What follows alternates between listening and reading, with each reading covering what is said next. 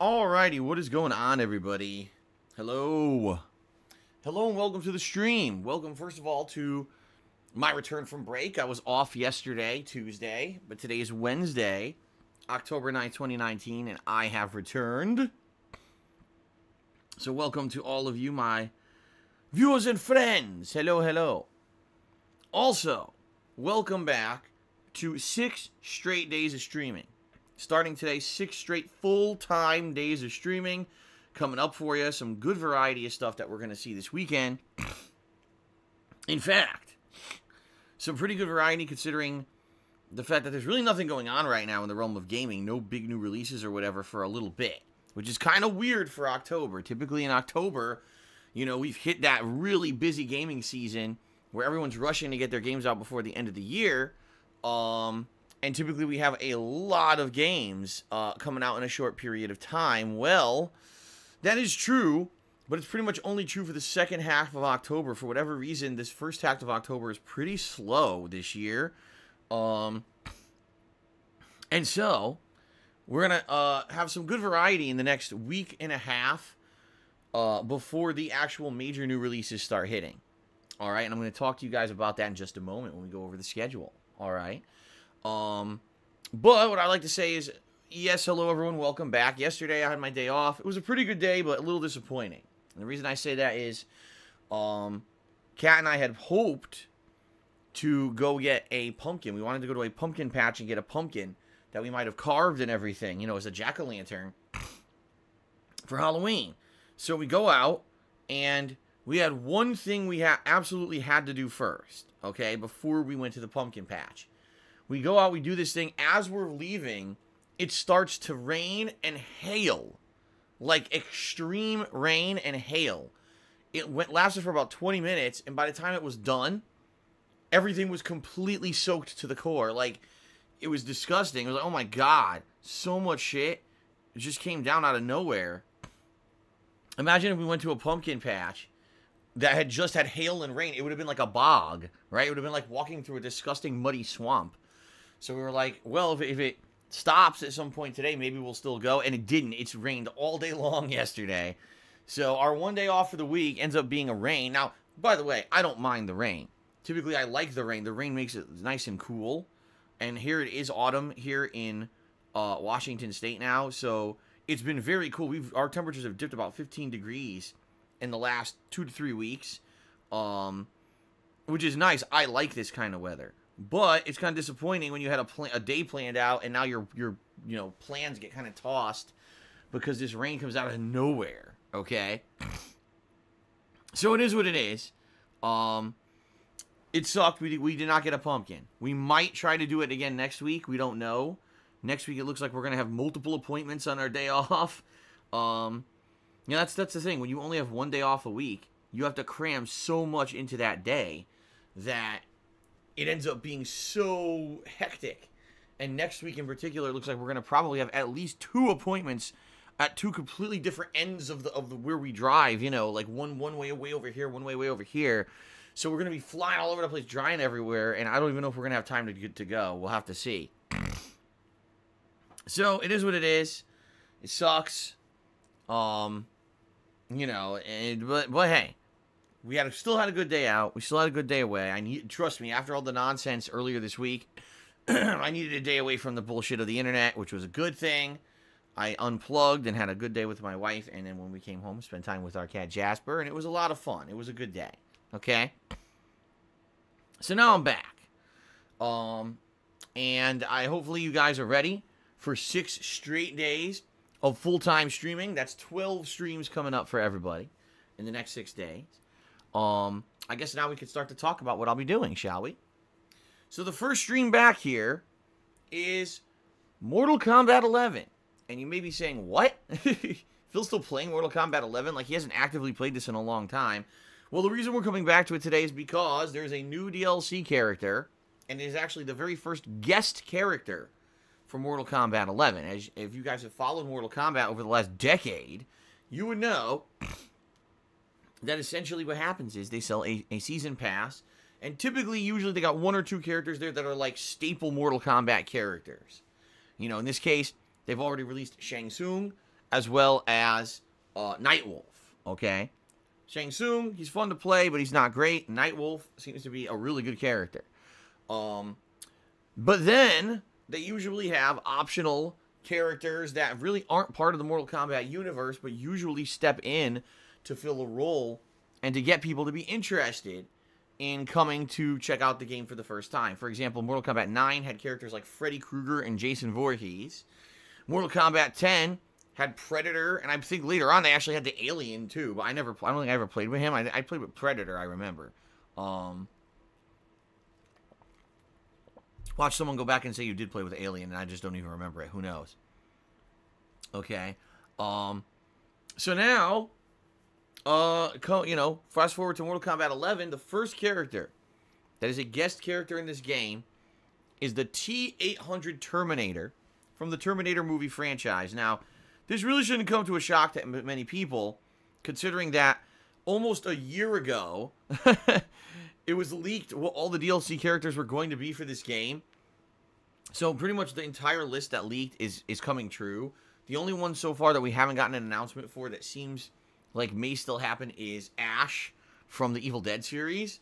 But all the other characters, including, the first two DLC characters, T-800 Terminator. Now in the future, we got characters like Spawn, the Joker, and Sindel. Those are all coming true, and those were all leaked a long time ago, okay? So it is what it is. It kind of sucks that the suspense was ruined, but it's going to be pretty neat to check out the T-800 Terminator here in Mortal Kombat 11 today. I've watched all the Terminator movies. Obviously, Arnold as the Terminator is fun, so, this should be interesting. Now, how are we going to approach this? Well, first thing I'm going to do, I'm going to take the Terminator into training mode. We're going to mess around with his various special moves and combos. We're going to try to learn his playstyle on the fly. And then we're going to go into his tutorial mode where the game kind of explains some basic strategies with his special moves and the like. We're going to go through that. Then we're going to jump into arcade mode. This is the single-player ladder mode, where you basically fight 4 or 5 fights, and at the end you fight the boss, and if you beat him, then you get an ending. So we're going to see how the Terminator fits into the lore of Mortal Kombat 11, although, quite frankly, it's not going to be like mainstream part of the lore. It's just he's a guest character, so it's going to be a silly ending no matter what, but it'll still be funny to see how all this fits in. The other funny thing is, the Mortal Kombat plotline for the past 2 games has been a time manipulation plotline where, they basically reset the whole plotline of Mortal Kombat and started from scratch. And so it's interesting, now you have a time-traveling character from another franchise in the Mortal Kombat universe. Pretty cool, right? So we'll see how this goes. All right. Now then, after we've done all of the things I've just described, then yes, I will take the Terminator into online gameplay. Now, something that I must say way up front, I want you guys to understand this way before I even do the online play. I have not played Mortal Kombat 11 since August. That's 2 months. Alright? Last time I played it, I did 1 session with Nightwolf. And even though I thought Nightwolf was a great character, my execution was poor. For whatever reason, I couldn't really get the moves to come out consistently. I was pretty frustrated, and I basically never went back and played it again. Because I wasn't having too much fun with it. Alright? Now, that could be a combination of the fact that I don't play the game consistently and I got rusty at it. It could be that the online connections are shit. I don't know. Who knows, right? From what I'm to understand, since the last time that I played Mortal Kombat 11, the game has changed a lot. They apparently patched it so that, number 1, you could have a 3rd class for every character that's played online. It used to only be 2 that were available in ranked matches, but apparently now there's 3. In addition, apparently from what people are saying, now you can make custom classes and no one cares. There's no regulations on the classes to make it limited to what you can use online. I guess now it's like a free-for-all. Just do whatever you want, combine any abilities for any character. Now, if that's the case, that means the game may be way, way more ridiculous. When you have a tournament-level character that's balanced, it makes the game way more fair. But now can you imagine if everyone has all their broken abilities? You know what I mean? So I guess we'll find out today. All right, we're going to find out. I just get the feeling, I guess we'll get the feeling, we'll see what happens today. We'll get a feel for it, see how much the game has changed. If it's changed a ton, and no matter what, it's going to be fun playing with the Terminator, because he's going to be a cool character. He's going to have quotes and stuff. I'm sure he's going to have fun abilities, and it's going to be fun to play with him and watch and see what they've done with this character. But if after today, I'm like, okay, it was good to play with him a little bit, but I don't really care, I don't really want to relearn the game or whatever, that's fine. That's good. It's a one-off stream. It's a fun variety-style stream. But if I play with the Terminator and I like him and I'm having fun and maybe I have the craving to play some more, then maybe I'll do a couple further streams, later in the week or down the road where we do more multiplayer with the Terminator. Okay? So I guess we'll see how things go today and how you guys enjoy the stream and how I'm enjoying the stream and go from there. All right? So there you go. That's today's main gameplay stream. Now, tonight, my late stream at 6:45 p.m. Pacific Time will be the big conclusion to the Ghostbusters, the video game remastered playthrough. For those who don't know, I've been playing this game actively for the last week since it came out last Friday. Had a lot of fun with it. I'm 8 hours into it right now. And coming up next is the big finale, the final stage in Central Park, which, if I remember correctly, is a lot of a grind. I remember there's a lot of enemies, a longer segment. I remember feeling when I played the original game, I was like, damn, this is a longer segment of the game. I wonder, how long it's going to be. And then you got a big final boss fight showdown and all of that. So the late stream tonight should be fun. The big conclusion of Ghostbusters, the video game playthrough. Hopefully you'll join me later tonight for that. And that'll be good. Okay, now tomorrow, Thursday, we're doing something a little different, okay? We're doing something for variety's sake, and also something that, honestly, I've wanted to do ever since the very first time that I played the Genesis Mini. For those who don't know, the Genesis Mini is a retro console that contains 42 different video games, 40 games that were originally on the Sega Genesis, 2 that were not. But it's a really fun little console. I've been playing on and off ever since I received it in the middle of September. It's given me many streams of content so far, and I foresee it's going to give me many streams of content in the future. Okay?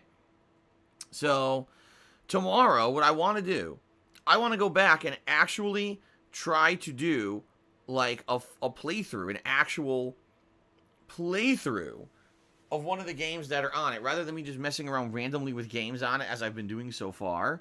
What I'd like to do is play Mega Man The Wily Wars.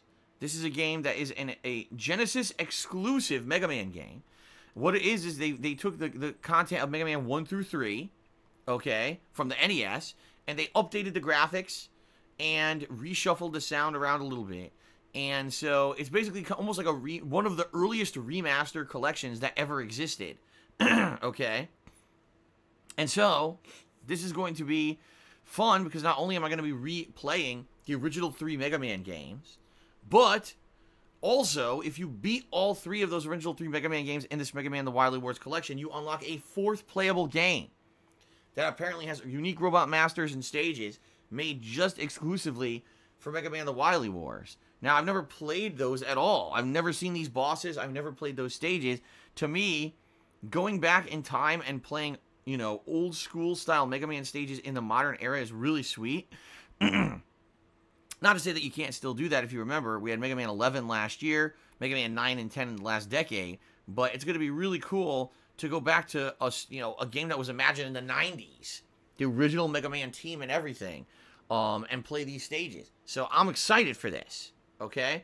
Plus, by the way, Mega Man games cause a lot of rage for me because, there's a lot of tight platforming, a lot of really cheap instant deaths, difficult parts to these games. Oh my god, can you imagine when I'm going to play the Heatman stage? How you instantly get killed by so much stuff in that stage. And Quickman stage too. Oh my god, there's like 2 stages in Mega Man 2. They're like so hard.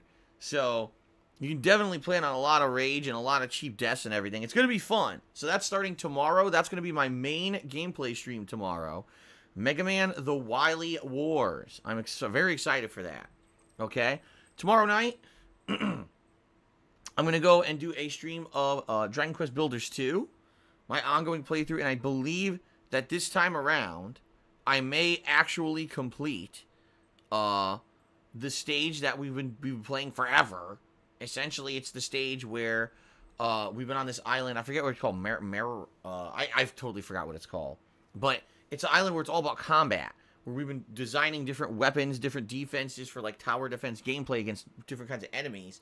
I think finally we're going to wrap up the plot line of this and finally get to the next part of the game. We've been on this, I'm not even kidding, we've been on this segment since August, because I didn't play the game actively for about 3 weeks.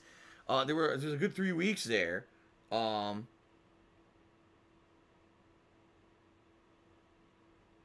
Yeah, there was an account there for about 3 weeks. Where I wasn't playing the game, and so I fell behind playing it. And now, you know, here we are months later, and it's like, oh, geez, I would really like to beat this part of the game. Okay, so, yeah, that's going to be Thursday. Now, Friday. Ladies and gentlemen, Friday is up in the air. All right? Allow me to explain why. Originally, my plan for Friday was that I was thinking we would return back to, of all games, PUBG. That's right, PlayerUnknown's Battlegrounds, a game that I haven't played now for a year and a half. Okay? I was thinking we'd do a stream where we go back and we explore the changes that they've made to the game to see if the game is viable yet on the Xbox One. You would think that after this game being out for almost 2 years, they probably would have improved it and make it playable. I'm not confident about that, though. All right, I'm really not. I'm not confident about that at all. Because knowing them, being how lazy they were with the original development of this game 2 years ago, who knows if they actually improved it and made the game better or not, while all the other Battle Royale games pretty much eclipsed them. They've remained kind of stagnant, and no one really talks about PUBG at all anymore, right? So that being said, I wanted to do a major stream of checking this game out. Now, however, in the interim during my day off, I was offered... Someone has offered to purchase the Untitled Goose Game for me. Okay? So if that happens, which hasn't happened yet, but if that happens, then what I probably will do is play Untitled Goose Game on Friday. And then Friday night will be a throwback Street Fighter stream where we do my weekly throwback session of classic Street Fighter, including Street Fighter 2, Street Fighter 3, and Street Fighter Alpha. Okay? So if this actually happens and someone buys it for me, all right, then I'll be playing Untitled Goose Game on Friday. All right, if not, if it falls through, then that's okay. We could do PUBG. All right, and the other bottom line is, even if we play Untitled Goose Game on Friday, I probably will still be playing PUBG on Saturday. We'll probably mix it up and do that for Saturday instead, for variety's sake. I'm probably going to do another major stream of Mega Man The Wily Wars this week coming up at some point. Okay? Possibility of maybe doing more Mortal Kombat 11 gameplay with Terminator if I like him today. If not, then that, you know, I wouldn't consider that, but I guess we'll see. I also don't know if Untitled Goose Game, how long it is. I've heard it's short, but if I get it and we play it Friday, I don't know if I'm going to beat it or not. Maybe we'll have to play it another session, okay? So this is all stuff that you guys can expect coming up in the next week of streaming content. FYI, like I said, I'm streaming 6 straight days starting today. So that's Wednesday, Thursday, Friday, Saturday, Sunday, Monday. So, all right, 6 full days of gameplay streaming into next week. Tuesday is my day off next week. Next week's going to be a little weird. The reason I say that, even though I'll be coming back on Wednesday, I cannot do a stream on Wednesday night. I got some stuff going on behind the scenes, and I will not be able to do a stream on Wednesday night. I'll still be doing a major gameplay stream during the day, but I won't be here Wednesday night. But then I'll be back Thursday, Friday, Saturday, Sunday, Monday after that. Okay? Tanner Mouter says the game could be 3 to 5 hours long, depending on how much people spoil about how to do stuff. So it's not a super long game, then. I might potentially beat it in one session. All right, fair enough. Now at least I know that. And now we'll just figure it out. On the fly, we'll figure out what we're going to be doing. Okay? All right. So this should be a fun week. Like I said, it's going to be Terminator today, the conclusion of Ghostbusters. We're going to have some throwback gameplay with Mega Man The Wily Wars. We're going to have some more Dragon Quest Builders. We're going to have some Street Fighter throwback fun. We might have Untitled Goose Game. And I'm actually going to be returning to PUBG to see what the hell they've done with this game. So is going to be an interesting week of streaming coming up. A good variety of stuff. A little bit of something for everyone, too. You know, just think of the variety of stuff there. The other thing that I have the ability to do, which I may do, is I may actually one day do a stream of the SNES games, Super NES, Super Nintendo, that came out for the Nintendo Switch during the period of time last month for Nintendo Switch Online subscribers. I never really had a chance to try it out. So I may check that out as well as like a daytime stream for variety too, because I think there's a good like 12 or 13 games that they put on there that we could check out together, some of which I did play already and a lot of which I didn't. All right, so we'll see. We got a good variety of stuff coming. Now, in the next couple of weeks in October, just so you guys potentially know some of the games I'm looking to play, we got Plants vs. Zombies Battle for Neighborville. This is the third console game in the Plants vs. Zombies series that's a third-person shooter. The last two that I played, I absolutely loved. Not only did they have awesome multiplayer with fun replayability and a ton of variety of gameplay and classes, but they also had a cool story in the last one. So I'm actually considering getting that. We've also got WWE 2K20, the yearly WWE game installment, which this year they have a good robust story mode, plus a character creation mode with, you know, my career and all that, so we may do that. We've got Call of Duty Modern Warfare. Obviously, I'm going to be checking that out. We've got Outer Worlds, the next game from Obsidian Entertainment, the same company that made Fallout New Vegas, as well as many other games like Knights of the Old Republic 2 in the past. And I'm very excited to see what they've come up with in this game. I think this might be potential for Game of the Year material if the game executes at a good level. I think a lot of people are sleeping on this game, but I actually think this game is going to be, you know, it could be a blockbuster. Let's put it that way, if it ends up being as good as it looks like it potentially could be. All right. We've also got the Medieval remaster. For those who don't know what Medieval is, it is a game from the from the early 2000s, I believe it was. It might have been the late 90s, but I think it's the early 2000s. It was a PlayStation 1 game that had cool elements such as zombies, monsters, ghosts. It's a cool Halloween-themed game when you really think about it. But it had a lot of humor to it as well. It's a lot of fun. I played the entire game back in the day and really enjoyed it. And I'm looking forward to this remaster that's coming out this month. Okay? Then we've got Super Monkey Ball Bananas Blitz Remastered. I've never played Super Monkey Ball before. So it would be pretty cool to, I think, finally experience the game. Certainly that game's not a priority for me, but it's something that I would be interested in if we have time for it. And then we got my big Halloween horror marathon coming up on Halloween. That's going to include a new release of Luigi's Mansion 3, but also it's going to have cool games like Blasphemous, Bloodstained, Visage, and Stalker Shadow of Chernobyl. So it's going to be a really fun Halloween event this month as well. So there's a lot of good stuff coming up in the rest of October that I hope you guys are excited for. All right. Now, a few things. The first thing is you need to vote on the category of Halloween costume that I'm going to be wearing during the Halloween event. That poll is currently live right now on the kingofhate.com forums. And the more votes we get, the better the event will be. Categories include classic Hollywood movie monster, pop culture icon, comic book character, video game character, or wild card, where I will certainly just try to do something crazy and zany and over the top, and I'll pick the costume myself. All right? So, please vote. The more votes, the better. I know many of you have, but I need as many of you as possible to head over to thekingofhate.com and vote on that. It's right there in the general section of the forums. The big highlighted thread. Please post up. Okay? Alright, so outside of all of that, I think I've now thoroughly covered the schedule and everything else going on. So thank you guys very much for that. We're going to head on to the second segment of the show. Now, normally this would be a segment where I go through a million different ways that you guys can support me, yada, yada, yada. I'm not going to do that today. What I'm going to do is say this. Thank you for 11 awesome years where I've been able to be a content creator. Sadly, right now is the worst time of my life financially. Best time of my life personally, worst time of my life financially. All right, just being very honest with all of you.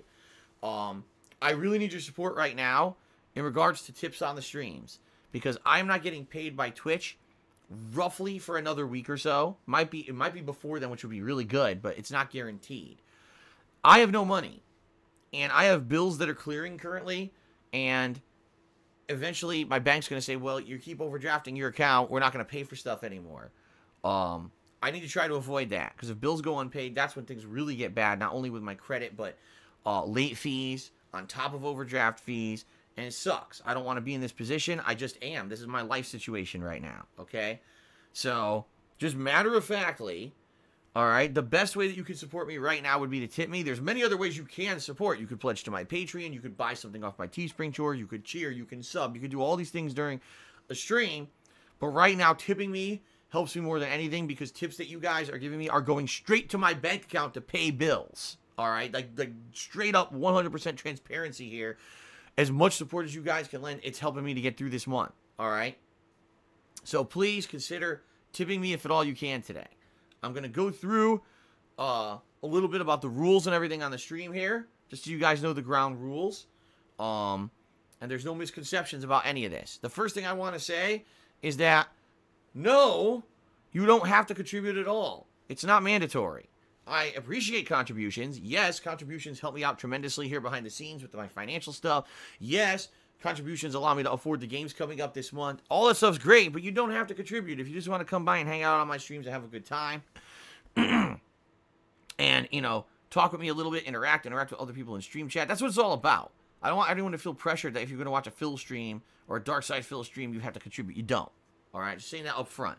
It's awesome for those of you who go above and beyond, but don't feel pressured if you can't contribute, okay?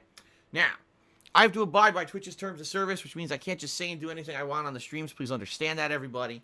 That's just been, you know, forever since I've been on Twitch. That's something that you got to do. In addition to that, I try to maintain a certain chill vibe on my streams. What I mean by that is that I am trying... Oh, excuse me. Excuse me. I am trying to maintain a certain vibe on my streams that's chill and fun and relaxed and laid back. What I'd like my streams to be is a place where you can escape the drama of your real life and just come here and have a good time. See my honest reactions to a game, or my honest opinions about what we're doing in said game. Hang out with me, have a few conversations, talk with people in the stream chat. You know, get away from the crap that bothers you. That's kind of the deal with my streams. That's always what I've wanted them to be. I don't want this to be a place full of drama, full of toxicity, full of arguments, which is why we don't talk about certain controversial topics like politics or religion. Today, we very much could get into politics or religion because there's been a big political thing that happened during my day off, and I'm not talking about it because that's not what the stream's about, all right? In addition, we don't bring up negativity. We don't bring up trolls. We don't bring up people who steal my content. We don't bring up people who constantly defame me and make false statements against me to get popularity on YouTube. These people are the lowest form of low, and I don't need to waste my time talking about them because I am a positive content creator. That's who I am, and that's who I always will be. So, thank you for coming by, ignoring all that crap, and understand we're not going to talk about it on stream today. All right? Fair enough? Good. As long as you abide by these very basic rules, things should be awesome, and it should be a really awesome stream today. Okay, guys? So, oh, man. Excuse me. There we go. Okay. As you can see, we have a stream stats leaderboard at the top of the screen. I'm going to update that periodically with information such as the top cheerer and top tipper of the day so that those people get extra recognition for their efforts. All right. Now, understand something. I am playing a fighting game today. Very different from some of the other playthroughs that I do. Fighting games are very attention heavy. I really can't distract myself from playing the game in order to constantly be updating the leaderboard or interacting, especially if I'm playing a match online, etc. I have to focus on that. But I will do my absolute best between matches to interact with you guys, to update the leaderboard, etc. And I am grateful for all contributions today. Just sorry if I'm a little bit on the slow end updating everything because I'm hyper-focused on the gameplay and everything. That's how it goes with fighting games, okay, guys? So just forewarning you. Okay. All right, so that's the deal. Now, I already mentioned the best way to help me right now is tipping me. There's two ways that you could tip me, guys. If you look below the stream, there's a tip jar button you could click on. Or you could type !tip into the stream chat. That will bring up the link to my PayPal tips page. All right, a few things about tipping via PayPal. The first is you actually don't even need to use PayPal. There's a button right on there that says pay with a debit or credit card. rather than having to create a whole PayPal account. That's a good way to save yourself some time and hassle if you don't have one, okay? Now, in addition to that, you don't have to ever worry about your identity getting out for supporting me. Some people are worried about this. They know that there are asshole trolls who will follow people around the internet, stalk them, find out, oh my God, did you support Phil? Wow, you're an asshole, and they're going to try to attack you and shit. You know, dickheads who have nothing better to do. So if you just don't use your real name when you tip me, you can say anonymous or you can make up a name. No one will know it's you. All right? And I strongly recommend, if you're afraid of this kind of stuff, that's what you should do. Okay? Thank you to anyone who contributes in any way, cheering, subbing, tipping, Patreon, Teespring, anything today. It's all appreciated. It all helps. But really, in the short term, I really need your help with tips, guys. So please, if you can, please tip me today. That is much appreciated. Fair enough? All right. Now, it is time for the shout-outs segment of the pre-stream. And then we're going to get started with the Terminator. All right? So, being that today is my first day back from a break, we got a few extra shout-outs to give here. We start off with Golden Colts, who did many cheers. He actually did some cheers yesterday, and then he did some cheers overnight last night. So shout out to Golden Colts for the ongoing support, as always. I appreciate that very much, sir. Thank you very much for that. Tantamounter tipped me $5 yesterday when I was not here, and he says, hope that this helps. Always rooting for your Phil. Indeed it does. You already know where that's going to. So thank you very much, Tantamounter, for that. Fat Mr. Bo this morning resubbed for 4 months, and he says, looking forward to a positive week with DSP. Thumbs up. Me too. Looking forward to a good variety of stuff this week. That's what I like about certain weeks. If I'm not stuck in the middle of a bunch of long ongoing playthroughs, okay? Oh, excuse me. Anyway, let's try this again. What I love is that when I have a week like this, not only do I have the ability to completely control what I do on every stream like I normally do, but it gives me the flexibility to do stuff on the fly. If I get Untitled Goose Game, great, we could play it. If I don't, great, we'll do something else. We could do platformers in Mega Man. We can do Battle Royale games. You see what I mean? I love when I have this variety to my content. Because then, every day when you come back, there's something different and fresh and fun going on. It's not like, oh, Phil's doing the same ongoing playthrough 3 times this week, and half the streams I'm not going to attend because I don't particularly like that game. You see what I mean? Because the variety, it gets people in here checking out stuff all the time. I really like that, and I like weeks like this. Don't get me wrong, I like big ongoing playthroughs as well, but this is kind of like the interim where we finished up all the ongoing playthroughs. We have about a week to kind of just mess around and do whatever we want. It's pretty good. All right, pretty good. So thank you guys for understanding. Thank you, Fat Mr. Bo, for the resub. Last Rambo got the cheering started today with a 50-bit cheers. Is it safe to say modern fighting games do not appeal to you much these days? With the exception of Mortal Kombat 11, you dropped several games after a month of playing them, like Dragon Ball FighterZ, Injustice 2, and so on. Dragon Ball FighterZ is a game that I feel, if you play the hell out of it, and you have active competition to play against, it's a really good game. However, the game is very much along the same styles as Guilty Gear, where there's a ton of rushdown gameplay. It's just all about rushdown and mixing up with the rushdown. And if you get hit once, it leads to an insanely ginormous combo that could basically be like a touch of death combo that ends the game. Another game that was like that, Marvel vs. Capcom 3. By the way, I hated Marvel vs. Capcom 3 after just a couple months of it becoming like that. I'm not the kind of guy that likes only one style of gameplay. If you watch me play games like Super Street Fighter 2 Turbo, I like playing with every character. I'll pick ranged characters like Dalsim. I'll pick upfront, in-your-face, rushdown characters like Vega or Balrog. I'll play hybrids like Ryu or Ken. I'll play all the characters. I like that. Dragon Ball FighterZ, at least when I was playing it at launch, was pretty much just rushdown. There were other character types, but they weren't very good. It was really the rushdown gameplay that dominated the entirety of the game. And after playing it for about, a month to a month and a half, I got tired of it. I was like, man, people are getting so good at mixing up and rushdown. I can't even block on reaction online, the stuff they're doing. Maybe if I get an opportunity to play this game offline and practice, I'd get better at it. But I kind of lost interest in it. all right? Just because that's the style of game it was. Injustice 2, I'm sorry, like, that game on paper was good, but as soon as it got implemented, online, the game sucked, all right? Once people realized the things that were abusive online that you could not react to because the online connections were so poor at launch, that within a month of that game being online, it was almost unplayable. Everyone was doing the same shit. It was like 3 characters were played, and that was it. No one could win with anybody else because it was so fucking broken with the online play, you know? This is something that, sadly, NetherRealm has an issue with.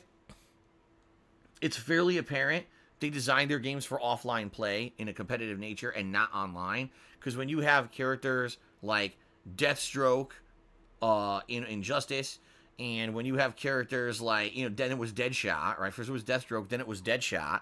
Or when you have characters who, like, they have full screen moves that are super fucking fast. So you need to react so quickly to block them or react to them. But online you can't do that, right? This is something that NetherRealm always has a problem with. So for me, Injustice 2, after just playing it for like a month, it was pretty much unplayable online, and I didn't enjoy it anymore, okay? Mortal Kombat 11, it does have some of that too. I don't think it's as bad as Injustice 2, but Mortal Kombat 11, at least, I go back to it every once in a while just to kind of mess around with it and see who the new DLC character is, but as you know, I'm not in love with it. I think Mortal Kombat 11 was a step in the right direction. Like, they were trying to make it more a game like Street Fighter. But I still think the online play is terrible. I think most people agree with me that I don't think we've ever seen a modern fighter that had too much good online play. And it is what it is.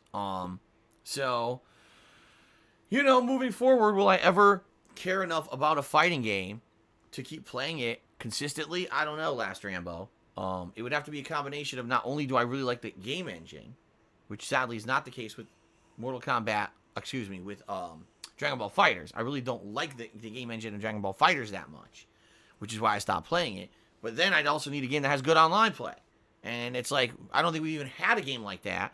I think maybe the last game was, like I said, Pokemon Tournament, right? Pokemon Tournament on the freaking Wii U had good online play and good gameplay, in my opinion. But after a while, I got bored of it, you know? That now was just because of me playing it a lot. I got bored of it. And by the way, people got bored of seeing me play it, too. I don't know. Maybe one day we'll see good stuff. Maybe we won't. Okay? Continuing on. Your boy Bob did a 100-bit cheer and said, shout-outs to the Goose Lads. There you go. The Goose Lads. Very nice. Thank you, your boy Bob, for a 100-bit cheer. I appreciate that very much. You are actually the top cheer of the day so far. Let me get you up on the leaderboard, your boy Bob. The Goose Lads. I don't know who the hell the Goose Lads are, but shout out to them, I guess. Okay.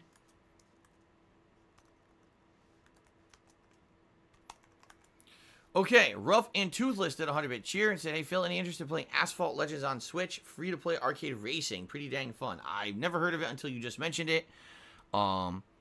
Free-to-play sounds good to me, although free-to-play usually is a game model that it's free to play for a reason. Let's put it that way. Usually there's a ton of microtransactions or a point you get to the game where it's such a grind to progress that you don't want to do it normally. You want to spend money. So I guess we'll see. You know, if people are interested in it and more people ask me about it. What is it called? Asphalt Legends? If more people ask me about it and want to see me check it out, I would consider it. Okay? Modern Day Maharaja did a 50-bit cheer. He says PUBG hasn't gotten any better. It's still horrendous. Really? Oh, man.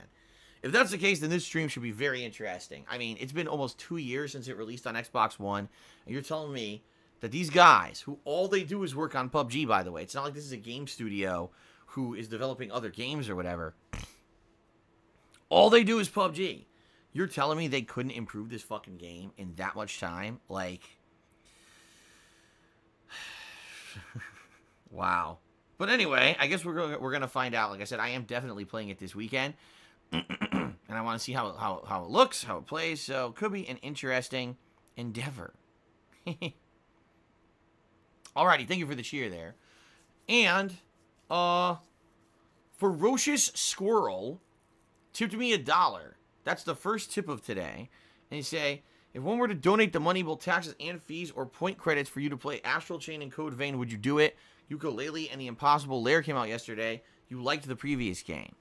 All right, a couple things. First of all, as I've already stated, I don't really have a lot of interest in Astral Chain and Code Vein. All right? That's why I didn't play them at launch. I really wasn't super interested in them to begin with. Now, donating the money to get them is out of the question. I've already told you guys I'm in terrible financial constraints. Any money anyone tips me or whatever has to go towards bills. I have to be a responsible adult here and not say I'm going to take your money and spend it on a game when I need to pay my friggin' bills that aren't getting paid. All right, just saying that would be pretty ridiculous for me to do that. All right, and pretty stupid as well. So that's the answer is no. However, if someone were to say to me, Phil, I'm going to directly give you PlayStation Network credits to play this one specific game only, all right, will you play it? Then I would consider it. I'm not going to say yes or no right now definitively because, number one, I don't know how long these games are. And number two, the thing is, and this is, I hate to say it, but this is sadly probably what would happen. I'd play the game, and if I liked it, great. Then over time, I would probably play it and maybe finish it. I don't know. I certainly wouldn't promise you that I was going to finish it anytime soon because, as you guys know, in about a week's time, new releases are coming out that I already told you I'm interested in playing more than anything else. But more than likely, this is what would happen. I would get the game, play it, and then feel monstrous amounts of pressure from people to continue to play the game whether I liked it or not. All right? And that's not right. Because if I already originally skipped the games because I wasn't so interested in them, and someone gives me the funds to get it, great. But understand, I might not like it. And if I don't like it, I don't want to spend tons of time playing these games if I don't like them. Right? In essence, it should be the opposite. Since the game was gifted to me, and I didn't invest my own money in it, if I play it and I don't like it, I shouldn't feel pressured to continue playing it. It should be the opposite, where, okay, I tried it, I gave it an honest try, I didn't like it too much, or my viewing audience didn't like it too much, or both. Okay, I can stop playing it now. But sadly, in this modern era, it seems like everyone's entitled. So if I gift Phil some credits to play a game and he doesn't play it in its entirety, well, Phil's a dishonest asshole and blah, blah, blah. And I don't want to deal with that drama. I'm just being very honest with you. I'm not putting up with it. I've had enough of it. I've had enough with the fabricated drama. I don't need the real shit. So, unless this is being told up front that Phil, you don't need to commit to playing the whole game if someone gives it to you, then I'm going to say it's just off the table. Forget it. If I'm going to give Phil funds to play a game I really want to see him play, but if he doesn't like it, I'm forcing him to play it. Fuck that. Then don't do it. You know what I mean? So that would be the criteria up front. Yeah, you donate funds for me to get a game like Code Vein or Astral Chain. I play it 1 or 2 sessions. I don't really like it, and I don't want to continue. Then you have to understand that, and that's the premise before we even get to the stage where you donate the funds for the game. You see what I mean? That's how I'm approaching it from now on. I'm not going to be in this situation where now I'm stuck with my back to the wall having to play a game I don't want. I get made out to be like a dickhead, ungrateful villain because I accepted funds or credits and then I didn't fully play a game that someone donated. That's ridiculous. I'm a variety streamer. I should have control over my streams ultimately. I shouldn't have these kind of ridiculous pressures put on me. And I refuse to do it. Okay? So there's your answer. The answer is, unless you're going into it with an open mind, understanding that I should have the ultimate decision over what I play on my streams, then no, I'm not going to accept any kind of credits or currency towards playing a game. And by the way, I wouldn't accept currency right now at all, because any currency has to go towards paying my bills, okay? So understand that. Fair enough? There you go. That's as honest and open as I can be answering the question, okay? All right, Fruits07 did a 60-bit cheer and says, do you play with 4K HDR on your TV? I remember you said you don't because of your setup, but I thought that does not matter, but I don't know. No, I don't. First of all, I tried enabling HDR, but my capture device doesn't work with it. And because my capture device doesn't work with it, basically my PS4 tells me I can't use it. I tried hooking up just the PS4 without the capture device, and then the HDR works. But I need to capture. That's the whole point of me playing games in this office, is capturing and streaming. So I've never used it. I've never used the HDR feature of my TV or my PS4, period. I just never even seen... Okay, I saw the difference for like 5 minutes when when the capture stuff was not hooked up. But that's it, okay? As for 4K, no. Like, I know the TV could do 4K, but I have no capability of capturing 4K. My capture device only works up to 1080p, so it's not going to convert that signal to a lower resolution or whatever. So, no. Essentially, I've never used the 4K, and I've never used the HDR on either my PS4 Pro or my TV. And quite frankly, I probably won't. And I'm okay with that. Like, I knew going into it that I wasn't going to be able to use it. I don't have a super high-end PC rig for capturing. I don't have a great capture device anymore. When I bought this thing in 2015, this capture device was great. Now it's not so much anymore. It's pretty outdated, okay? So, now someone said, well, what's the point? I guess you guys don't remember a year ago. So a year ago, a few things were happening. First of all, my PlayStation 4 was on its last legs. My PlayStation 4 had a lot of issues. It was, number one, ejecting discs on its own. Number two, the USB ports were broken. And I was plugging things in, and it was telling me that I had too many USB devices attached when I only had one attached. So basically, had this weird driver error where it was thinking there were more USB things attached than there were. And it was giving me constant errors, and my USB devices weren't working. And then on top of all of that, the optical out audio port wasn't working consistently. It would go on and off. I'd be in the middle of a playthrough, and I'd have no sound. I'm like, what the fuck is this? And I have to go fuck with it a while, and then it would start working again. It was very frustrating, okay? So, in that regard, I needed a new PS4 desperately. It had multiple issues, and you could tell the thing was on its way out. And thank you again to the person who gifted me the PS4 Pro last year. That was really nice. Now, as for the TV, all right, that wasn't something I was expecting nor I was asking for. But I have been complaining over the course of last year over a few things. First of all, my old TV had a bunch of dead pixels in it that were really fucking annoying and were starting to become jarring when I was playing games. I didn't really mention it that much, but it was getting bad where these pixels were growing of this cluster of dead pixels. And that was a TV that I believe I got in 2012. Don't quote me on that. I think it was 2012. It was whenever Marvel vs. Capcom 3 released. That's when I had gotten that TV.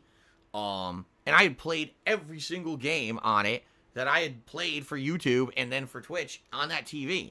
So that thing was getting insane amounts of use outside of the realm of normal use. Okay? Not surprised that using it that much, it was having issues. Okay? Also, I swear that TV was wearing out. And what I mean by that is it seemed to have issues with input delay that were getting worse and worse over the years. When I originally got the TV, it said it had low input delay, but it didn't. It actually had input delay, which was funny because people were coming over my house to play fighting games, and they were like, I feel like there's more lag here than there is at my house. And I was like, well, I don't know. I bought a TV that claimed it had low input latency, but then apparently so, people were saying, yeah, this is like, you have way more input delay on your TV than we have. So I just think about that. I played on that TV for years. Years. And then finally I get a new TV last year, and I'm like, holy shit, it feels so different. I mean, seriously, like, I'll be very honest with all of you. I think if I didn't have the TV I have now, I don't even think I would have been able to beat Sekiro this year. I think that I would have been fucked because of the input delay. I think I would have never been able to beat it. I never would have been able to master the parry system the way I did. I never would have been able to beat that game. It would have been the unfinished game. Okay? But because I have better equipment now, I was able to actually beat that very, very difficult game. So, yeah, it doesn't suck that I'm in a situation where I have to keep using my old equipment. I don't have the ability to upgrade, and I don't really get the full potential out of the stuff that I have. Yeah, of course it does, but it doesn't really bother me. I've never been a technophile. I've never been one of those people that absolutely at every moment demands to have the absolute best quality out of everything I'm doing. For me, put me down in front of a TV, have me play a game that's fun. I don't really care about the graphical quality, the frame rate, etc. However, if it is a game that's supposed to be competitive, I do appreciate higher frame rate, which is why I find it funny that in the modern era, there's many games that claim to be competitive but don't even run at a solid 40 to 50 frames per second online. I like 60 frames per second competitive games, so it's funny how that works, right? But No, the answer is I don't use 4K. I don't use HDR. I can't. I don't have the ability to have those work with my capture setup, so I can't use them. Okay? Snorlax tipped me $1, and it says, hey, Phil, wondering if you ever dabbled in any card or board games as a kid or young adult like Magic or D&D or Warhammer? And the answer is no. Truth of the matter is that stuff became more popular and prominent pretty much when I was already heavily into competitive fighting games, and that was my hobby. So while a lot of people were heavily into that kind of stuff, I was playing competitive video games. And that's fine. You know, I know that those things have big competitive communities, robust communities with, you know, a lot of cool tournaments and fun stuff. I've seen Warhammer tournaments in action where people have these amazing setups with these figures and everything. It's a cool thing. It's definitely a cool thing. And, you know, it's awesome that people have done that with that fun stuff. But it's nothing that I've ever gotten into. I was always a Street Fighter dude. Spawn Killer tipped me $1. He says, I don't know if you've answered this. Why do you use headphones on games offline? What the? Offline? I think he actually combined the words online and offline into a new word. Offline. Now that's a good one. All right, let's try this again. I don't know how you answered this. Why do you use headphones on games offline instead of using your sound system? I'm assuming what he's just asking is, why do I use headphones? Okay. Well, here's the truth of the matter. When I first went direct capture, this was one of the biggest things of contention that I had, because I really enjoyed, from the years of 2008 to early 2013, sitting in my room in Connecticut, my condo, in an open air living room, all right, without headphones, but instead with my surround sound system, playing the audio that way. I'll be honest with all of you, I actually think that was like the best time for me playing games and feeling immersed in games, because my whole room felt like the game. You know what I mean? I would hear the sounds of the game coming from all angles with my surround sound system that I was using, and it felt like my whole condo was the game. When I was playing games like competitive games online, like Call of Duty, I could tell when someone was sneaking up from me from a different direction, because the surround sound of those games is so robust and good that I could hear it in my system. Okay? I loved it. And I'll also be honest with all of you. I don't like wearing headphones. To this day, I'll admit that. I hate it. I've had to wear headphones every day that I've streamed since 2013, and I hate it. I don't like wearing headphones.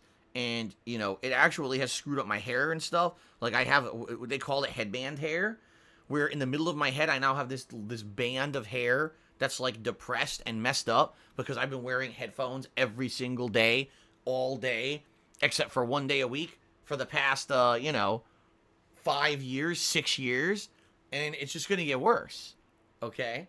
But you have to wear headphones if you're going to do direct capture, and the reason being, I know for a fact, because I tried not using headphones, and it doesn't work for a couple reasons. The first is, when you use better equipment, like I was just using my camera microphone back in the day when I was doing my old recording style. Well, my camera microphone sucked anyway. So even though you could hear a little bit of echo, it wasn't that bad, okay? Now, when you're using a good professional level mic, and you're doing stuff like this, and you're trying to use surround sound, oh, you hear massive echo. Like, it sounds bad, okay? So if I was going to go direct capture and upgrade all my equipment and do all this, it made sense to try to use headphones, so that way you didn't hear that massive echo. The other thing is that there's delay. What I mean by that is, what you hear me right now saying on the microphone is delayed purposely, because my webcam is not a great one, and my webcam has some input delay, okay? So I have to delay my audio of what I say on the mic so that you guys have it synced with what you see on the webcam, okay? Now imagine if the audio I was capturing was from my room, not directly from the game, because I wasn't using headphones, you would hear double audio. So you would hear the in-game audio directly ripped from the console, then you would hear the delayed audio from my microphone picking up all the audio from the room. Essentially, you would have the biggest echo possible, It would be insanely bad. Not only would you be hearing the echo from the office, you know, sounding kind of like a cave, then you would hear the same audio twice. It would be awful. I went through this in 2013 trying to figure this out, and it did not work out well. And I said, that's it. I got to use headphones. It was the only way to get around this. So, yep. Okay, so there you go, Spawn Killer. Hopefully that answers your question. When you do direct capture, essentially you just have to use headphones to avoid these issues. Okay? All right, continuing on. Sam Bridges 13 did a 70-bit cheer, and he says, Death Stranding is in less than a month you're playing it, Phil, right? Of course I am. I've told you guys it was one of my top 3 most hyped games of the year. Now it's, I guess, top 2 because Doom Eternal got delayed until March of next year. So, because of that, it is. I would say Outer Worlds and Death Stranding are my top 2 hyped games of the year that I'm actually really excited for. Okay? All right. Bowl of Bran resubscribed to the channel for 11 months. Thank you, Bowl of Bran, for an 11-month resub. I appreciate that very much. Thank you for the 11 months of support. An anonymous dollar tipper says you bought the old TV in 2011. Yeah, okay. So there you go. You know, I used that TV from 2011 through 2018, last year, every single day for countless hours. So I'm not surprised the TV wore out and had issues. You know, when I first got it, it was much better, but now, you know, dead pixels, more input delay. I'm not surprised that the TV eventually had issues. Okay. Okay. Yeah, resubscribe for 5 months and says, hey, chat. Hey, Dark Side Phil, what's up? What's up? Yeah, thank you for the 5 months of support. I appreciate that. Modern Day Maharaja did a 101-bit cheer and says, seeing how awful the Hell in a Cell main event was, how should they have booked it? They should have had a definitive ending that made sense. It's that simple. If you're going to have a main event of a pay-per-view starring supposedly your 2 most biggest hyped characters in your entire company, you actually have to have a finish. Okay? And here's the truth of the matter. If you think that you're not ready to have a finish, like, we don't want our champion to lose his belt, but at the same time, we don't want our top new villain-style character to have a loss yet, then don't book the match. Sorry, just don't do it. A lot of people had said it's way too early for Bray Wyatt and his new Fiend character to be in this high priority of a match to begin with. He just debuted a couple months ago, hasn't even had another single match yet. So why are they putting him in a title match already? This is stupid. I agree. You need more build-up than that, but the thing is, WWE wanted to capitalize on the hype behind the character. Instead of giving it time to flourish and develop and be better, they just wanted to rush into something for cheap views, cheap buys, whatever you want to call it, okay? Not the first time WWE has done this kind of thing. And they didn't want their champion to lose the belt, but they also didn't want their villain to look bad, so they book a terrible ending to the match that makes no fucking sense. And, of course, you would argue, well, Phil, it's all just fake anyway, so why does it matter? I agree with you, except if you want people to buy in and keep supporting your product, you at least have to have some semblance of control and not just utter chaos every possible moment. If every time they started a wrestling match, weird shit happened that just completely went outside the realm of the rules of what's supposed to happen, even though the outcome is predetermined, people wouldn't care anymore, you know? If you're supposed to have a standard wrestling match with rules, and all of a sudden people start pulling out chainsaws and chopping each other up, I don't think people are going to be tuning in. Because they're going to say, that's disgusting. It's we don't want to see that. If you have rules set, you're supposed to abide by, and by the way, over the years, these rules are usually always followed, to all of a sudden just completely throw them out the window for your predetermined outcome to happen and not give people a proper finish that they paid to see, you got to expect some backlash. They fucked it up. Okay? They fucked it up. And I don't really, I really honestly don't know how to fix it at this point. I haven't seen Monday Night Raw, so I don't know what they did on Monday Night Raw. Nor do I really care. I talked about this earlier in the week. I don't invest myself in WWE plot lines anymore on purpose. There was a time when I did. Years ago, I had a wrestling commentary show I did. And I got very invested in certain wrestling plot lines. I got very upset when they were ruined. I don't care anymore. On purpose, because WWE has disappointed the viewer so many times, there's no point to caring anymore, right? For me, I watch it casually as a casual viewer to have some silly fun. I don't care about anything else in that realm. I don't care about, people winning or losing. I don't care who has the title. I just don't care. I watch it, number one, as a casual fan, and number two, as an observer, almost as if to say, gee, I wonder what's the next thing they'll fuck up. Because I know they're going to fuck up eventually. And this was just the latest case of them doing terribly and not listening to anyone and not reading the room and not knowing anything about their fan base and completely fucking up. Okay, so there you go. There's my answer. Spawn Killer tipped me $1, says, I meant offline, I'm using my phone keyboard. I hear ya. I can't type on my phone for anything. I have fat thumbs, and so whenever I try to type anything on my touchscreen on my phone, it comes out completely wrong. So don't feel bad. I'm just as bad as you in that regard. Fruits07 cheered. Are you ever going to upgrade the 4K capture card to play 4K on your TV and the footage would be 4K to watch? Just asking. First of all, Fruits, the vast majority of my viewers say it's hard for them to even watch at 1080p on Twitch. They tell me that because of bandwidth limitations, they can't even watch at 1080p. To actually be streaming and capturing at 4K would be such a very, very small portion of my viewer base. I don't think the upgrade is even warranted. I actually think there'd be less benefit to upgrading than the amount of people who would actually be able to benefit from said upgrade. Okay?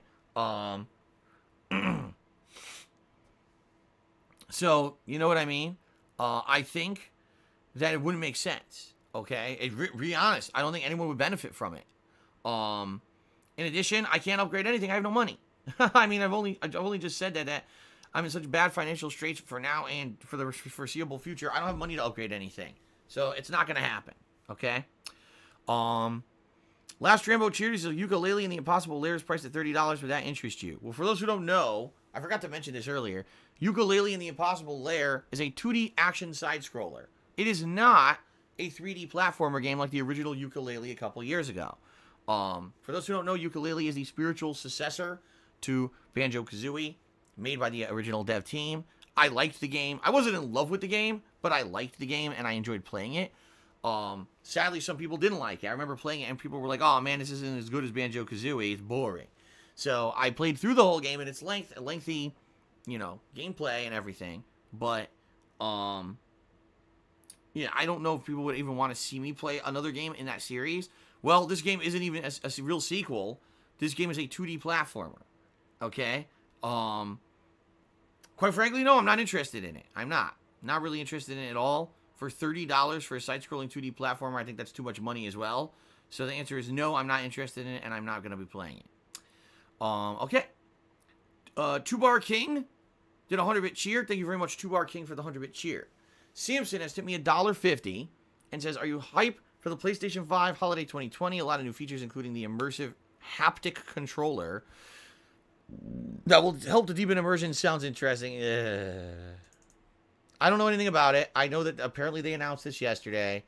I've already told you guys, every time you guys ask me about the next generation of consoles, I answer in the same way, and so I'm going to do it right now. I'm incredibly skeptical because this last generation of the Xbox One and PS4 promised us such revolutionary jumps in the gameplay experience, and quite frankly, I don't think we had a single innovation besides maybe the integration of VR for a few games. But outside of that, I can't tell you what was the difference between PS3 and PS4 besides, oh, now the graphics improved and the game worlds are bigger, so the games are longer, right? But outside of that, did we actually see any true innovation with this last console generation? I don't think so. In fact, I think the promises that we got about these consoles were never lived up to at all. We were promised revolutionary new graphics, and yeah, we saw some improvement in graphics, but for the most part, just more detail. It's not like the game completely changed or anything like that. We were promised just so much when these new consoles came out, and in the 5+ years that they've been out, I don't think we've seen that. And that's disappointing because we all dropped the money on these consoles, right? And, it is what it is. But no, unlike when I first started this deal 11 years ago, I basically have learned to be kind of cynical. And so I hear PS5, a new adaptive controller, better graphics, blah, blah, blah. I say, that's great, but what about the games? How about you give us some good new games to actually integrate with some of this technology? Because I don't give a fuck about it until you tell me that there's going to be great games coming out that are going to use it. And what I saw this last console generation was games that didn't utilize it. Games that ran at 1080p, less than 30 frames per second, and looked okay. So why did I spend $600 on a fucking PS4 or whatever it cost when it came out years ago, right? So here we go. Again, people buying into the hype. No, I'm not buying into the hype. Sorry. I'm a realist now. Sam Bridges, cheers. And what are your opinions on Kojima now from when you insulted him years ago? When I insulted him years ago, it was a complete joke. It was meant to be a joke. It was during a playthrough where I was actively making fun of the game constantly, purposely playing poorly, and making jokes about Kojima. People apparently didn't understand the shtick. I don't know how, because I did this a lot. It wasn't like that was the only playthrough I ever did that. I did that constantly in a lot of my playthroughs back then. I told you guys a million times, I didn't take myself seriously as a content creator. I thought the whole thing was a joke. It was silly as hell. And the fact that there were people who were like, taking me so seriously, I thought was hilarious. And so I would purposely go to those people with playthroughs like my Metal Gear Solid playthroughs to get their go. For some reason, people didn't get that and instead turned it into a reason to hate my guts for years. Okay?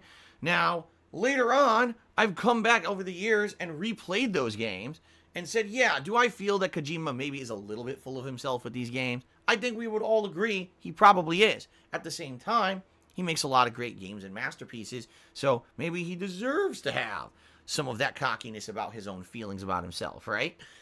So, I've appraised the guy many times with the Metal Gear Solid 5 debacle, with Konami basically kicking his whole studio out before the game was done. I've defended him and his team tooth and nail, saying I think that Konami is fucked up. I think that he should have been able to finish his game, especially with PT, which was in development as Silent Hills, and that game got fucking canceled because of Konami being a bunch of dickheads. I've applauded his move to make an independent game studio. I've followed Death Stranding every moment of its development to know everything about it, and I'm excited to see what the game turns out to be next month. So, it's hilarious how idiots love to focus on moments from the past, like, oh, when Phil first played the Metal Gear Solid games, he constantly made fun of Kojima. So, obviously, he hates Kojima. Wait a minute. Did you not see the last 5 to 6 years of content that I put out where I did the complete opposite? I admitted that that was characterization meant for you know, controversy and attention and views. That's what I did with many games back in the day, and I openly admitted over the years that I'm not like that anymore. I've changed. I praised this guy. I was on his side during the Konami fiasco. I'm looking forward to Death Stranding.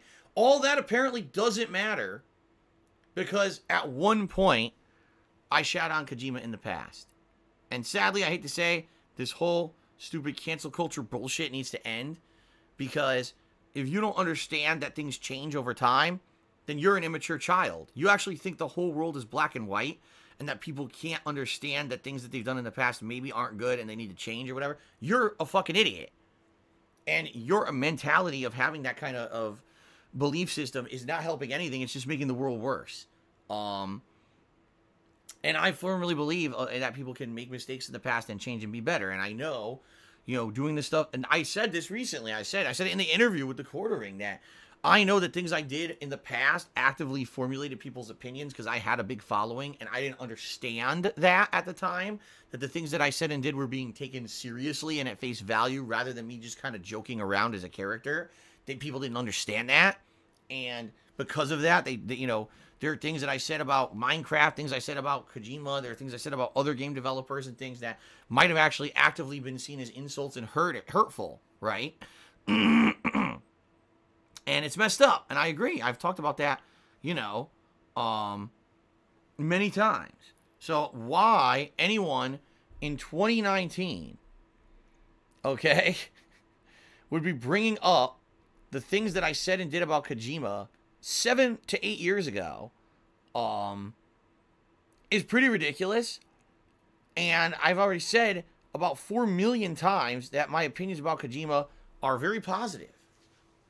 So there you go. Of course, that's the thing. No one will highlight this. No one will pay attention to this at all. The people who don't like me will just continuously spam the shit that I said 8, 9 years ago. Or, excuse me, It's probably around 7 years ago at this point, okay? Because that's how they are. One-track minds, immature idiots who just want to make me look like a villain. So keep repeating the stuff from a million years ago rather than what I do now, right? So stupid. Okay. Last Rambo. Cheer. Says something's being spammed towards you about a new European Union law refund policy for streamers. I don't give a fuck. I don't give a fuck. Because the bottom line is all this European Union shit is so stupid. We were so freaked out about articles being passed, and when they get passed, this means that you can't even stream anymore in the European Union, and that Twitch and YouTube were going to block European Union viewers and everything. So far, nothing's happened. It might eventually, but it seems to me like anything that happens in the European Union takes about 14 years to go into effect. I mean, you had Brexit that was voted on, what, 3 fucking years ago, and that didn't happen yet. You had these laws that go into effect, and nothing happened. Who cares anymore? I mean it, like, at this point, it seems to me the European Union's law system is so fucked that everyone votes on something, or a law gets created, and it never gets implemented. Or it takes so fucking long. By the time they implement these laws, Twitch won't even exist anymore. Seriously, like, this is so fucking stupid. So I don't give a shit. So there's your answer. I really don't give a shit. I'm not worried about it. If and when these things finally go into effect, maybe I'll care. Me seriously sitting around caring about every little thing at this point isn't going to be effective about anything. I'm just going to put out fun streams. Mobile Stills gives me $3, and I know I had moderation powers for a session. No, you didn't, and you're joking, and I'm not even going to read the rest of your comment, but thank you for the $3 tip regardless. You're the biggest tipper of the day. I'm not wasting my time with this nonsense. Let's see here. I can't remember how to spell your goddamn name because you spell it so weird. There we go. Thank you for the $3 tip. Last Rambo cheered again. He says it is available on Game Pass. I have no idea what you're talking about, but thank you for the cheer. Philly Buckeye cheered and says, a hat in time is greater than ukulele, changed my mind. I don't know what a hat in time is, but thank you for the cheer. Captain K-Man did a 100-bit cheer and says, imagine how mad you'd be if you found out people took your $1,300 security deposit and tried to put it into their own checking account. What? What does that mean? I have no idea what that means. A security deposit for what? What is this, a reference to another streamer or something? This has nothing to do with me. You have completely gone over my head. I have no idea what you're referencing, Captain Caveman. It's a jab at me. Why? I don't even know what you're talking about. A security deposit? For what? What are you talking about? There's no security deposit I've put down for anything. Fuck. In over 10 years. So what are you talking about?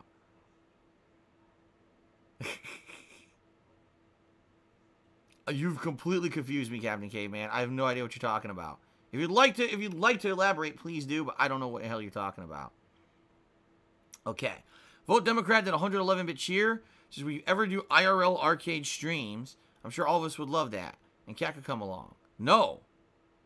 Most IRL arcades these days only have ticket games. They don't have the kind of games that I would enjoy playing, like fighting games. And I don't have actively time to do this. I don't even know why you think I would be able to go around and do IRL arcade streams. I'm a game streamer who plays 6 days a week from home.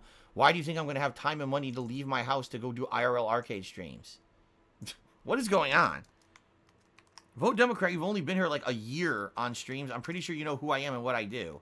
So, anyway, Timbo Slice Cheery said Activision did a 360 on Modern Warfare. Now everyone on every system gets Spec Ops, and now PS4 only gets a mode like Gears 5 Horde mode for a year. Do you feel it's good that they listen to fan backlash? Like I said, I don't even think it made any sense regardless. The mode is superfluous to the core gameplay of the game, and I don't see why anyone would care about it. So, for me, I don't give a shit. For those who are heavily into Modern Warfare and wanted the mode, I guess it's good. I don't know why you think it's going to be such a big deal. Spec Ops is 4-player co-op against waves of enemies like Horde mode anyway. So, damned if I understand why anyone cared about it to begin with. Alrighty then, an anonymous dollar tipper says I should dress up as Biff from Back to the Future. Biff Tannen. Old Biff Tannen or young Biff Tannen? There's two of them. Or should I be the other Tannen from the cowboy years? I don't know. Anyway, thank you for the $1 tip. Modern Day Maharaja cheered 100 bits. He said, would you ever do an old school RuneScape chill stream? I can even give you a no. I'm not doing that. Captain Caveman did another 100-bit cheer and says, bitch at my apartment trying to steal from me. Oh, so Captain Caveman was actually referencing something personal in his life, but I had no idea that was the case. Yeah, that would be pretty messed up if you did a security deposit for an apartment and it was supposed to go towards holding that apartment and instead they just pocketed your money and ran away. Yeah, that would be pretty bad. And I would say you should probably sue them. But then again, it's $1,300. Suing might cost more than the $1,300 they stole. Vote Democrat says, I mean, you could stream from your phone from the arcade. Vote Democrat. Again, I'm going to say this. What the fuck are you talking about? When do I go to arcades? When do I have time to go to arcades? When do I have money to go to arcades? I'm here 6 days a week streaming, and the other day I'm running around like a chicken with my head cut off doing errands and stuff with Kat. When the fuck do I go to arcades? Where is this coming from, and what the hell are you talking about? And why are you still talking about it? Oh my god. Philly Buckeye Jr. says, you should be the Biff from Back to the Future 2 that looks like Trump. The one with the terrible hair, and he limps around. Although it's funny, because that Biff was incredibly smart, and he goes back in time, and he's the one who fucks everything up, right? He's the one who goes forward in time and gets the almanac. And then, no, actually, I take that back. He doesn't go forward in time to get the almanac, right? He gets the almanac that Marty had bought, right? And then he goes back in time and changes everything. Little do we know that in the future, in Back to the Future, there wouldn't have been a paper almanac. It would have all been online. So what he would have done was gotten an online device and somehow downloaded all that data to store it, and then found a way to access it in the past to get all those sports scores, right? But then it would have created a loop, a time loop in logic, because in reality, if he had done that, he would have already changed events.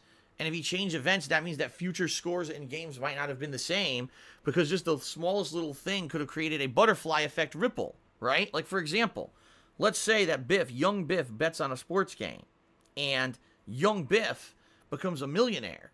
And then young Biff somehow, through spending money or his influence, changes the outcome of the world, and now the sports game outcome changes. Now he can't bet on future games and become rich anymore.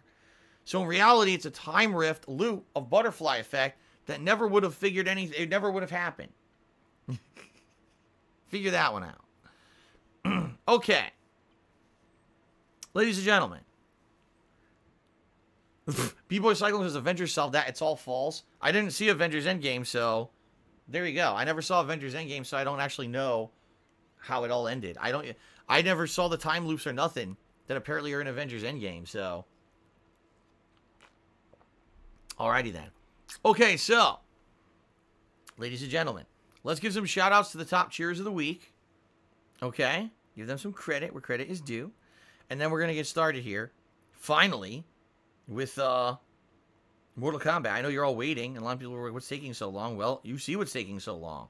The pre-stream is this long because of contributions and shout-outs and everything. And so, you know, we got to finish this up, okay? All right, now Yukimura Sonata is spamming the chat, being stupid. He knows that's against the rules and has been timed out appropriately. What an idiot.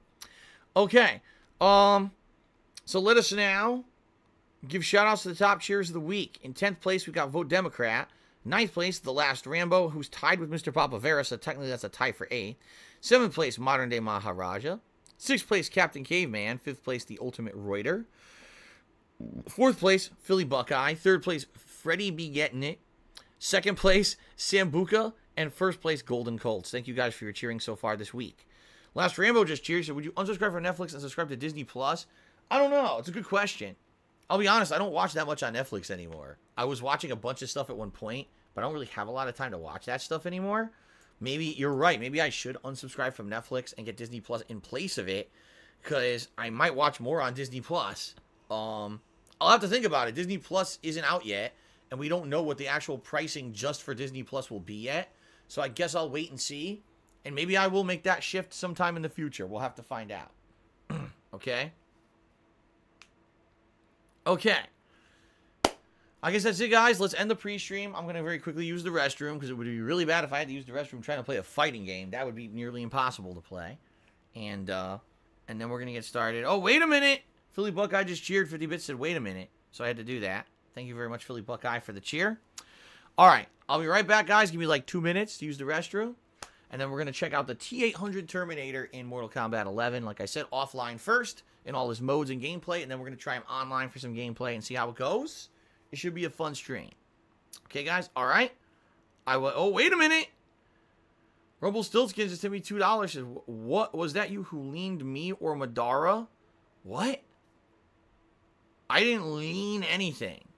So I don't know what the hell you're talking about. But no, I didn't lean anything. That was not me. So, there you go. Okay. Thank you, guys, and I shall return shortly.